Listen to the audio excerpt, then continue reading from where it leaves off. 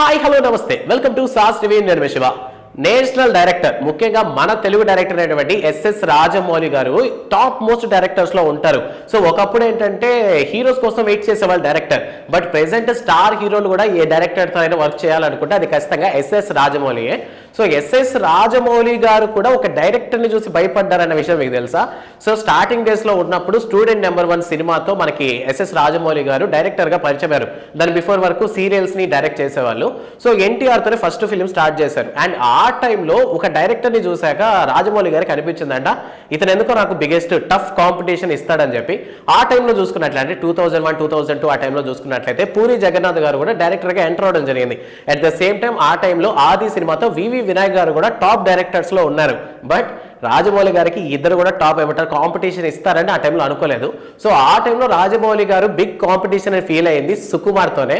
So Sukumar వచ్చినటువంటి జగడం సినిమాతో ఏంటి సినిమాని ఈ లెవెల్లో తీశాడని ఆ టైంలో రాజమౌళి గారే కాస్త స్టన్ అయిపోయారంట. సో ఖచ్చితంగా ఫ్యూచర్లో నాకు ఎవరైనా కాంపిటీషన్ ఇవ్వాలంటే అది సుక్కు మావయ్యని ఆ టైంలో ఎస్ఎస్ రాజమౌళి అనుకున్నట్టు చాలా ఇంటర్వ్యూస్లో చెప్పాడు. సో రాజమౌళి ఎస్టిమేషన్స్ లేదా ఎక్స్పెక్టేషన్స్ ఎప్పుడు తగ్గవు. సో ఆ విధంగానే ప్రెసెంట్ సుక్కు మామ కాంపిటీషన్ ఇచ్చారనమాట రాజమౌళి సినిమాకి.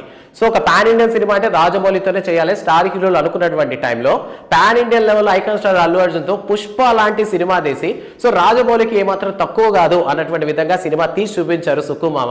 సో ఇప్పుడు ప్రెసెంట్ పుష్ప 2 కూడా రిలీజ్ కాబోతోంది కాబట్టి ఇప్పటి వరకు మనం చూసుకున్నట్లయితే బాహుబలి RRR కలెక్షన్స్ పరంగా బాగా వచ్చాయి. So next super star Mahesh బాబుతో చేయబోతున్నటువంటి సినిమా మీద ఎక్స్పెక్టేషన్స్ ఉన్నాయి అండ్ బడ్జెట్ కూడా ఎక్కువే. బట్ ఎందుకో పుష్ప 2 సినిమా ఆ బడ్జెట్ ని త్వరగా రీచ్ అయిపోద్ది. ఇప్పటి వరకు వచ్చినటువంటి రాజమౌళి సినిమాస్ యొక్క కలెక్షన్స్ ని ఈజీగా కొట్టేసినటువంటి థాట్స్ అయితే జనాలు ఉన్నారు. మరి రాజమౌళి అనుకున్నట్టే బిగ్ కాంపిటీషన్ అయినటువంటి సుక్కుమామ కలెక్షన్స్ పరంగా కూడా రాజమౌళి సినిమాస్ కి కాంపిటీషన్ ఇవ్వగలరా లేదన్న విషయాన్ని చూద్దాం. సో ఓవరాల్ గా రాజమౌళిని భయపెట్టినటువంటి సుక్కుమామని వినంగానే మీకేమనిపించింది? అండ్ దాంతోపాటు ఇద్దరికి ఈక్వల్ గా అనిపించినటువంటి సినిమా ఏదైనా ఉంటే ఆ విషయాన్ని కామెంట్ సెక్షన్ లో మాతో పంచుకోండి. వీడియో నచ్చితే లైక్ చేయండి and don't forget to subscribe sauce TV. Thanks for watching.